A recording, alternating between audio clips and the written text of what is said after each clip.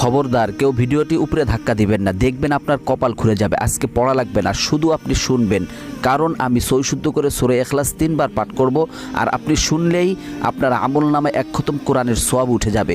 তো চলুন শুরু করা যাক। তো শুরু করার আগে যদি ভিডিওটি ভালো লাগে অবশ্যই চ্যানেলটি সাবস্ক্রাইব, ভিডিওটি লাইক এবং ভিডিওটি শেয়ার করার অনুরোধ করছি।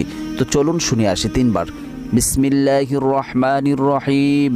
قل هو الله أحد الله الصمد لم يلد ولم يولد ولم يكن له كفوا أحد بسم الله الرحمن الرحيم قل هو الله أحد الله الصمد لم يلد ولم يولد ولم يكن له كفوا أحد بسم الله الرحمن الرحيم قل هو الله أحد الله الصمد لم يلد ولم يولد ولم يكن له কুফুয়ান আহাদ।